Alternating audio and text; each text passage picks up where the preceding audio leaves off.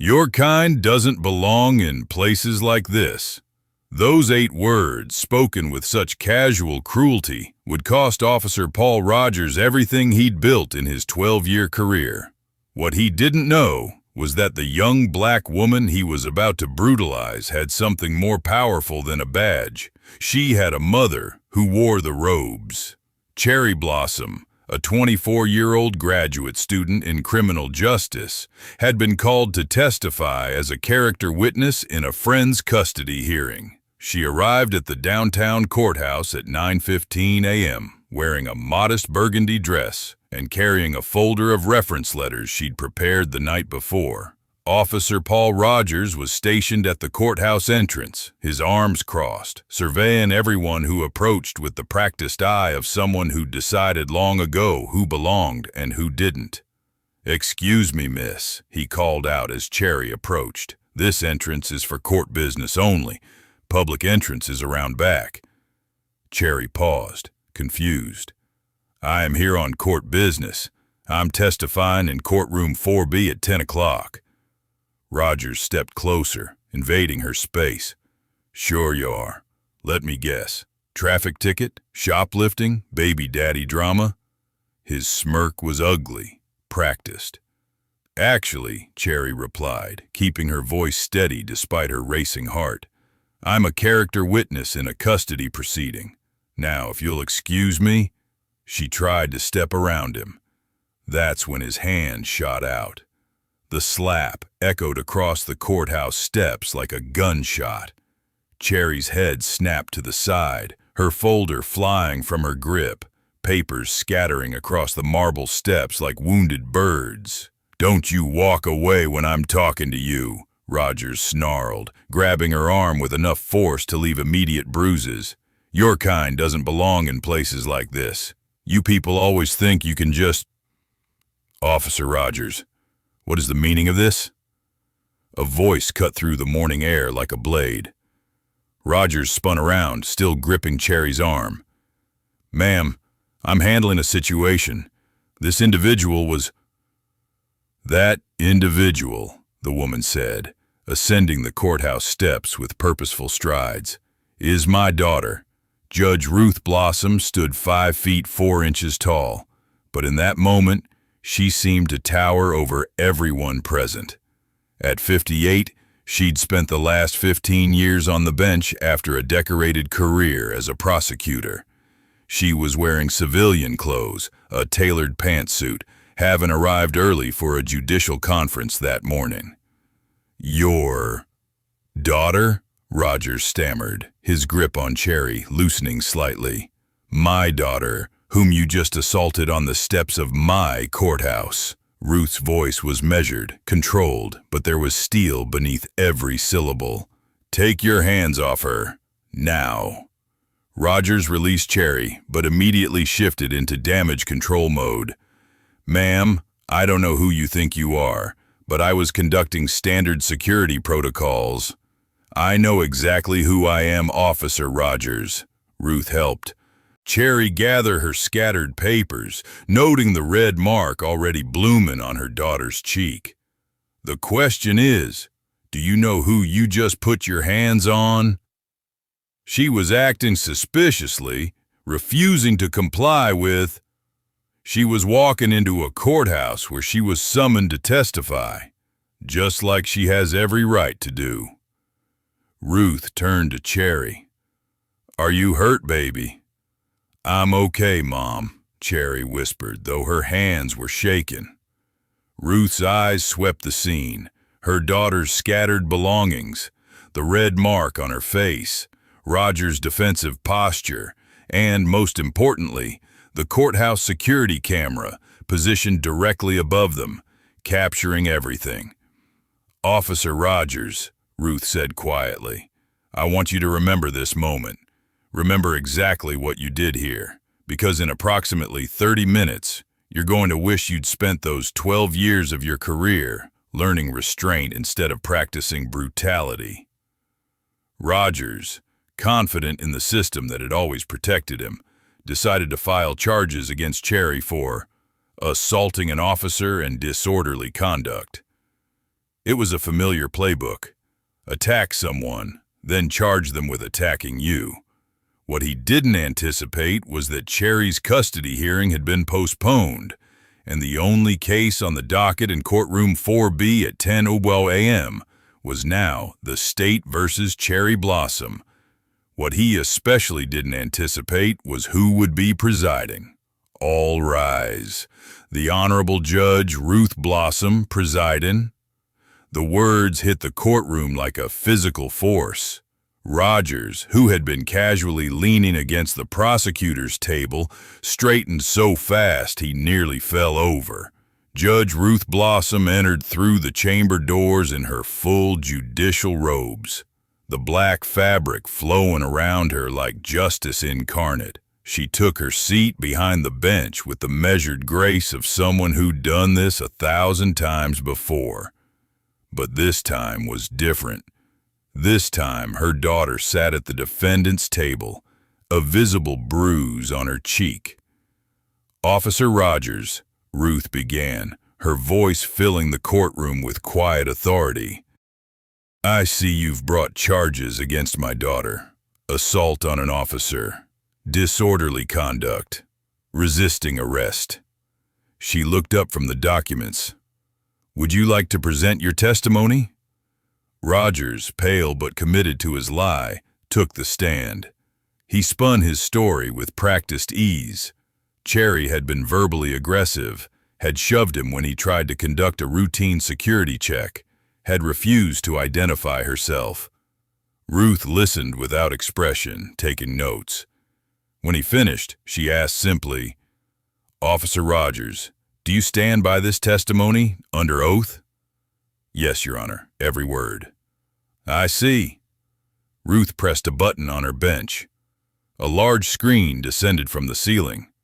"Then perhaps you can explain this." The security footage began to play. Crystal clear, high definition, every moment captured. Cherry walking peacefully toward the entrance. Rogers confronting her, unprovoked, the slap that snapped her head sideways, his hand on her arm, his sneering words, picked up perfectly by the audio, "Your kind doesn't belong in places like this." The courtroom fell into horrified silence. "Officer Rogers," Ruth continued, her voice now carrying an edge that could cut glass, "you just committed perjury in my courtroom. You assaulted my daughter on the steps of this courthouse, and then you had the audacity to charge her with crimes she didn't commit." Rogers tried to speak, but no words came out. "But what concerns me most," Ruth said, pulling out a thick file, "is that this isn't your first time, is it?" Over the next hour, Ruth systematically dismantled Rogers' career. She presented records showing 23 previous complaints, all dismissed. 15 cases where his testimony was the only evidence, all involving people of color. 8 lawsuits settled quietly by the city, totaling $890,000. "Officer Rogers, you've spent 12 years hiding behind that badge, believing no one could touch you, believing the system would always protect you." Ruth's voice grew stronger. "But today, you made a fatal mistake.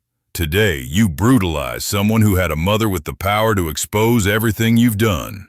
She stood, looking down at him from the bench. "All charges against Cherry Blossom are dismissed immediately. Officer Rogers, you are hereby charged with assault, battery, perjury, and deprivation of civil rights under color of law. Bailiff, take him into custody." As Rogers was led away in handcuffs, Ruth looked at her daughter, still sitting at the defendant's table. Their eyes met, a moment of understanding passing between them about justice, power, and the long road still ahead. "Court is adjourned," Ruth said, bringing down her gavel with finality. The case became a flashpoint for reform.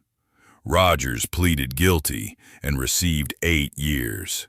The police department underwent federal review. Cherry's assault sparked the creation of new oversight protocols for courthouse security. But the most powerful moment came weeks later, when Cherry testified before the city council about her experience. Her mother sat in the audience, not as a judge, but as a mother who'd watched her daughter face injustice and had the power to correct it. "My mother always taught me that justice delayed is justice denied," Cherry told the packed chamber. That day, justice wasn't delayed. It was delivered by a woman who refused to let her daughter become another statistic. Sometimes justice wears a badge. Sometimes it wears handcuffs. And sometimes, just sometimes, justice wears a mother's love wrapped in judicial robes. Subscribe if you stand against officers who abuse their power. Like if you believe those 23 dismissed complaints deserved real investigations. Comment, everyone deserves respect, if you're not siding with Rogers and the system that protected him for over a decade. Only trolls, badge worshippers, and people who think your kind doesn't belong won't. "Don't you walk away when I'm talking to you," Rogers snarled, grabbing her arm with enough force to leave immediate bruises. "Your kind doesn't belong in places like this. You people always think you can just—" The words hung in the air like poison. Cherry's cheek burned where his hand had struck her, not just from the physical pain, but from the humiliation of being treated like she was nothing, like she was less than human. Her scattered papers fluttered in the morning breeze, and for a moment she felt small, powerless. Then she heard the footsteps. They were measured, deliberate, the click of heels against marble that carried a rhythm Cherry had known her entire life, the sound of her mother walking with purpose. "Officer Rogers, what is the meaning of this?" The voice cut through the morning air like a blade, calm, controlled, but edged with something that made Rogers' grip on Cherry's arm falter slightly. He didn't release her, but Cherry felt his fingers loosen just enough to let blood flow back into her skin. Rogers spun around, still gripping Cherry's arm, his face contorted with irritation at the interruption. "Ma'am, I'm handling a situation here. This individual was attempting to—" "That individual," the woman interrupted, ascending the courthouse steps with the bearing of someone who owned every inch of ground she walked on, "is my daughter." Cherry's eyes met her mother's, and in that instant, she saw something she'd witnessed only a handful of times in her 24 years. Her mother's carefully maintained composure, cracking just enough to reveal the fury beneath. Judge Ruth Blossom's jaw was set, her eyes blazing with a fire that could reduce empires to ash. "Your daughter?" Rogers stammered, and now his grip did release completely. Cherry stumbled back slightly, cradling her bruised arm against her chest. Ruth Blossom didn't run, she didn't rush. She simply continued her measured ascent of the courthouse steps. And somehow that steady, inexorable approach was more terrifying than any display of panic could have been. At 58, Judge Ruth Blossom stood 5 feet 4 inches tall, but she had learned decades ago how to make every inch count. Her hair, streaked with distinguished silver, was pulled back in her signature low bun. She wore a tailored charcoal pantsuit, civilian clothes, since she'd arrived early for a judicial conference, but she carried herself with the same authority she wore beneath her robes. "My daughter?" Ruth repeated, reaching Cherry's side and immediately beginning to gather the scattered papers from the courthouse steps. "Whom you just assaulted on the steps of my courthouse." She bent down, collecting reference letters and documents with quick, efficient movements, and Cherry noticed her mother's hands, steady despite everything. Those same hands that had braided her hair before school, that had signed her college acceptance letters, that had held a gavel for 15 years. "Take your hands off her," Ruth continued, though Rogers had already released his grip. "Now." Rogers' face cycled through several emotions in rapid succession: confusion, defensiveness, calculation. Cherry recognized the look. She'd studied it in her criminal justice classes, had written papers about the psychology of authority figures when confronted. He was assessing the situation, trying to determine what kind of threat this woman posed to his control of the narrative. He chose poorly. "Ma'am, I don't know who you think you are," Rogers said, squaring his shoulders and adopting what Cherry's professors called the dominant stance. Chest out, hands on duty belt, voice dropping to a patronizing register. "But I was conducting standard security protocols. Your daughter was acting suspiciously, refused to comply with direct orders, and when I attempted to de-escalate..." "De-escalate?" Ruth's voice remained quiet, but something in her tone made several people in the vicinity stop and turn. "Is that what you call slapping a woman across the face? Is that what they're teaching in de-escalation training these days?" She handed the gathered papers to Cherry, her fingers briefly squeezing her daughter's hand, a gesture so small, so private, that Cherry felt tears prick her eyes despite her determination not to cry. "Not here, not in front of him. I know exactly who I am, Officer Rogers," Ruth continued, and now she turned her full attention to him. Looking up at his 6'2" frame without an ounce of intimidation, "The question you should be asking yourself is, do you know who you just put your hands on?" "Look, lady," Rogers began, but Ruth raised one hand, palm out, and the gesture was so commanding that he actually stopped mid-sentence. "Let me be very clear about what happened here," Ruth said, her voice still controlled but growing colder with each word. "My daughter received a legal summons to appear in this courthouse as a witness. She arrived appropriately dressed, carrying documentation for her testimony. She approached the main entrance, which is the correct entrance for court witnesses, and you blocked her path." "She was acting," Rogers tried to interrupt. "I'm not finished." 3 words delivered with the weight of 15 years on the bench. Rogers' mouth snapped shut. "You questioned her right to be here. You made assumptions based on her appearance. You used derogatory language. Yes, officer, I heard you from across the plaza. And when she attempted to exercise her legal right to proceed into this courthouse, you struck her." Ruth took a step closer to Rogers, and despite the significant height difference, it was the officer who seemed to shrink. "You then grabbed my daughter, leaving bruises I can see forming even now. And you continued to verbally demean her on the steps of a building dedicated to justice." Ruth's voice dropped even lower. "In full view of security cameras, I might add." For the first time, Rogers' eyes flickered upward, following Ruth's subtle gesture toward the mounted security camera positioned directly above the courthouse entrance. Cherry watched his face pale slightly as he realized what she'd known from the moment she saw her mother ascending those steps. Everything had been recorded. "Ma'am, there's been a misunderstanding," Rogers said, and now his voice had lost its aggressive edge, replaced with something closer to panic, poorly disguised as professionalism. "No misunderstanding.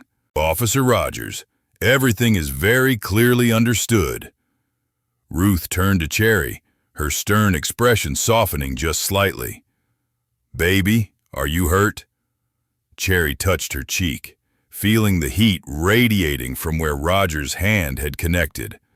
Her arm throbbed where his fingers had dug in, but more than the physical pain, she felt the violation of it, the casual cruelty, the assumption that he could treat her this way without consequence. "I'm okay, Mom," she whispered, though her hands were still shaking. Ruth's eyes scanned her daughter's face, taking in the red mark blooming across her cheek, the scattered papers still clutched in trembling hands, the burgundy dress now wrinkled from Rogers' rough handling. Then her gaze moved to the growing crowd of witnesses, to the security cameras capturing everything, and finally back to Rogers, who stood frozen, clearly trying to calculate his next move. "Officer Rogers," Ruth said quietly, and the sudden drop in volume was more ominous than any shouting could have been. "I want you to remember this moment. Remember exactly what you did here. Remember the choices you made, the words you used, the violence you inflicted on an innocent woman who was simply trying to fulfill her civic duty." She paused, letting the weight of her words settle over the scene. "Because in approximately 30 minutes, Ruth continued, checking her watch with deliberate precision, "you're going to wish you'd spent those 12 years of your career learning restraint instead of practicing brutality. You're going to wish you'd thought twice before putting your hands on someone you knew nothing about. And most of all..."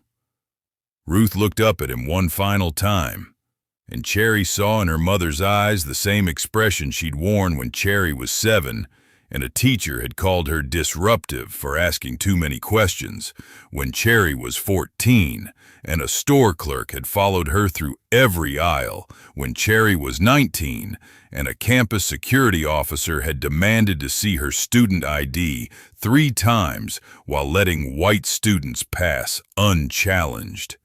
You're going to wish you'd remembered that every daughter has a mother, and some mothers wear robes. Rogers made his fatal mistake in the 20 minutes that followed. Instead of apologizing, instead of calling his supervisor, instead of doing literally anything that might have salvaged the situation, he doubled down. Cherry watched from the courthouse lobby, where her mother had insisted she wait with a victim advocate, as Rogers consulted with 2 other officers, their heads bent together in urgent conversation. She knew what was coming. She'd studied it in her criminal justice courses, the Blue Wall Playbook. When an officer is caught doing something wrong, flip the script. Make the victim the aggressor. File countercharges. Let the system protect its own. 15 minutes later, a prosecutor Cherry had never met approached with papers in hand. "Ms. Blossom, I'm Assistant District Attorney Michael Chen. I need to inform you that Officer Rogers has filed charges against you for assault on a police officer, disorderly conduct, and resisting arrest." Cherry's stomach dropped. "He's charging me?" Chen looked uncomfortable. "I'm just doing my job, ma'am. You'll need to appear before the judge at 10 o'clock. Courtroom 4B. The same courtroom, the same time. Her character witness appearance had been postponed, but now she'd be standing before a judge anyway, as a defendant. Rogers appeared in the lobby, freshly confident. He'd changed his uniform shirt. The one Cherry's papers had touched was probably being preserved as evidence. He'd combed his hair, straightened his duty belt, and adopted the expression Cherry recognized from countless videos. The respectful officer, just doing his duty, regretfully having to arrest someone who'd forced his hand. He walked past Cherry without looking at her, but she heard him murmur to Chen, "Open and shut case. My testimony, the responding officers as backup. She'll plead out by lunch." Chen didn't respond, but Cherry saw him glance at something on his phone, a text message perhaps, or an email, and his expression shifted to something between confusion and alarm. "Officer Rogers," Chen said carefully, "do you know who's presiding in courtroom 4B this morning?" "Don't know, don't care," Rogers replied with a shrug. "Judge sees cop with 12 years on the force versus some girl with an attitude problem? Math's pretty simple." Chen opened his mouth, then closed it. He looked at Cherry, then back at Rogers, then at his phone again. Finally, he said, "Sir, maybe we should discuss." "Nothing to discuss, counselor. Let's just get this over with." At 9:58 a.m., they filed into courtroom 4B. Rogers took his position near the prosecutor's table, casual and confident. Cherry sat at the defendant's table, her stomach churning, very aware of the bruise on her cheek that makeup couldn't quite cover. The bailiff's voice rang out. "All rise. The Honorable Judge Ruth Blossom presiding." Cherry watched Rogers' face cycle through confusion, recognition, disbelief, and finally, too late, fear. Her mother entered in full judicial robes, black fabric flowing like justice incarnate. Rogers had walked into a courtroom to destroy her daughter. He'd walked into her courtroom. Judge Ruth Blossom took her seat behind the bench with the measured grace of 15 years' practice, but Cherry could see the steel in her mother's eyes. The same look she'd worn on the courthouse steps, now amplified by the authority of her position. "Officer Rogers," Ruth began, her voice filling the courtroom with quiet power. "I see you've brought charges against my daughter. Assault on a police officer, disorderly conduct, resisting arrest." She looked up from the documents, her gaze pinning Rogers like a butterfly to a board. "Would you like to present your testimony?" Rogers stood frozen for a moment. Chen, the prosecutor, was whispering urgently, probably advising him to request a different judge, to motion for recusal, to do anything except proceed. But Rogers' ego, battered by the morning's events, made the choice for him. "Yes, Your Honor," he said, straightening his spine. "I'd like to present my testimony." If he thought acknowledging her title would help, he was wrong. If he thought she'd recuse herself to avoid appearance of bias, he'd miscalculated. And if he thought his 12 years of getting away with this behavior would continue, he was about to learn differently. Rogers took the stand and spun his fiction with practiced ease. Cherry had been verbally aggressive from the start, had refused multiple requests to identify herself, had shoved him when he attempted a routine security check. He painted himself as patient, professional, left with no choice but to restrain someone who'd become violent and irrational. He even managed to look regretful about it. Ruth listened without expression, taking methodical notes. When Rogers finished, she allowed a beat of silence to fill the courtroom, let his lies hang in the air, fully formed and confident. Then she asked simply, "Officer Rogers, do you stand by this testimony, under oath, in my courtroom?" "Yes, Your Honor, every word." "I see." Ruth pressed a button on her bench. A large screen descended from the ceiling behind her. "Then perhaps you can help me understand this." The security footage began to play, crystal clear, high definition, every moment captured in brutal honesty. Cherry walking peacefully toward the entrance, professional and purposeful. Rogers confronting her unprovoked, his body language aggressive from the start. The slap that snapped her head sideways, the sound crisp even through the speakers. His hand clamping onto her arm hard enough that Cherry visibly winced, and his words picked up perfectly by the audio system. "Your kind doesn't belong in places like this." The courtroom fell into horrified silence. Cherry watched Rogers' face drain of color as his lies died on the screen above him, preserved forever in digital clarity. "Officer Rogers," Ruth said, her voice now carrying an edge that could cut diamonds, "you have just committed perjury in my courtroom." "But perjury," Ruth continued, pulling a thick manila folder from beneath her bench, "is just the beginning of your problems, Officer Rogers."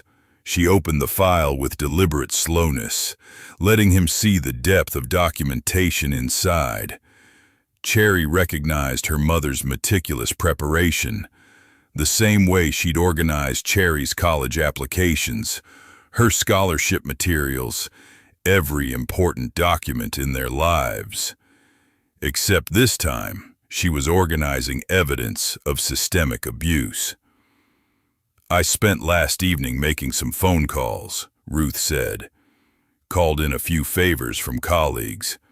Had some very interesting conversations with the city attorneys, office, internal affairs, and several civil rights attorneys who've been tracking patterns in this courthouse for years. She lifted the first document.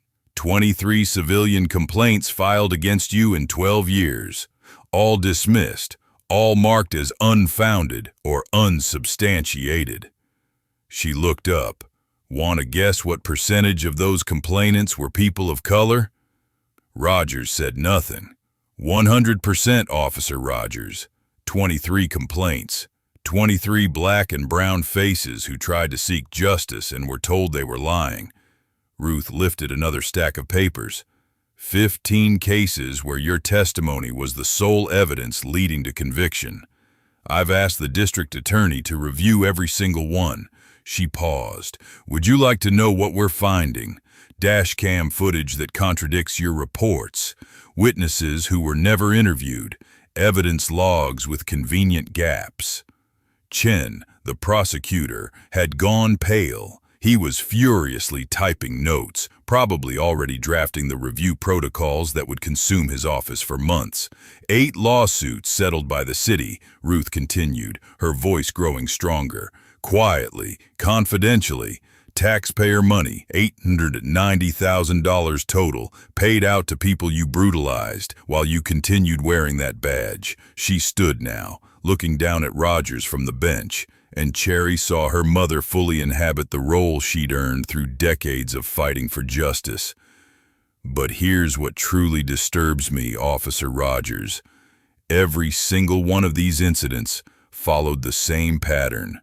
A person of color, usually young, usually educated, approaches this courthouse for legitimate reasons. You decide they don't belong. You escalate. They defend themselves or simply try to continue on their way. And then you charge them with assaulting you. Ruth's voice dropped to barely above a whisper, forcing everyone to lean forward to hear. You've spent 12 years hiding behind that badge, believing no one could touch you, believing the system would always protect you, because it always had. She paused. But today, Officer Rogers, you made a fatal mistake. Today, you brutalized someone who had a mother with the power to expose everything you've done. Today, you picked the wrong daughter. The courtroom was so silent, Cherry could hear her own heartbeat.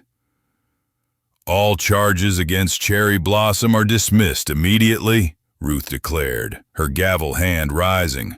Officer Rogers, you are hereby charged with assault, battery, false imprisonment, perjury, and deprivation of civil rights under color of law.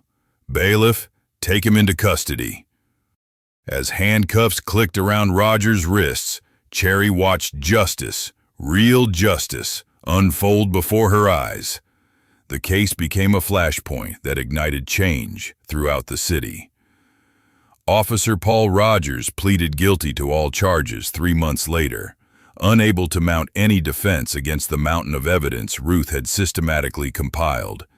He received 8 years in prison, not nearly enough for 12 years of abuse, but more than most officers ever faced. But the real story wasn't just one man's conviction. It was what came after. The police department underwent federal review. The Justice Department investigation uncovered what Cherry's mother had suspected. Rogers wasn't an isolated bad actor. He was the product of a system that had protected him at every turn, that had ignored 23 complaints, that had paid nearly $1 million in settlements rather than remove one officer from duty. New oversight protocols were implemented for courthouse security. Body cameras became mandatory for all officers stationed at public buildings. An independent review board, staffed partially by community members, not just police, was established to investigate complaints. Cherry's assault sparked reforms, but it was her voice that sustained them. 6 weeks after that terrible morning, she testified before the city council. The chamber was packed. Activists, attorneys, journalists, and dozens of people who'd suffered similar treatment but had never been believed. Her mother sat in the audience, not at the bench, but in the third row, wearing civilian clothes and carrying herself as what she was in that moment. A mother who'd watched her daughter face injustice and refused to let it stand. "My mother always taught me that justice delayed is justice denied," Cherry told the council, her voice steady despite the emotions churning inside her. That day, justice wasn't delayed. It was delivered by a woman who refused to let her daughter become another statistic, another dismissed complaint, another settlement paid out in silence. She paused, looking at the faces before her, some sympathetic, some skeptical, all listening. But here's the thing about my story. I was lucky. Lucky that my mother had power. Lucky that cameras captured everything. Lucky that I survived a routine encounter that could have ended so much worse. Her voice grew stronger. How many others weren't lucky? How many mothers don't wear robes? How many assaults happen off camera? The reforms passed unanimously. 3 years later, Cherry graduated with her master's in criminal justice. She now works as a policy analyst, specializing in police accountability measures. Her thesis on patterns of abuse in courthouse security has been cited in reform initiatives across 12 states. Ruth still sits on the bench, still fights for justice in her courtroom every day. But she keeps one thing on her desk now, a photograph from Cherry's graduate school graduation, both of them smiling, Cherry's bruise long since healed, but neither of them forgetting what it represented. Sometimes justice wears a badge, sometimes it wears handcuffs, and sometimes, just sometimes, justice wears a mother's love wrapped in judicial robes, backed by the power to make change that echoes long after one case is closed. Never underestimate a mother's power to protect her child. And never, ever underestimate who might be watching when you abuse yours.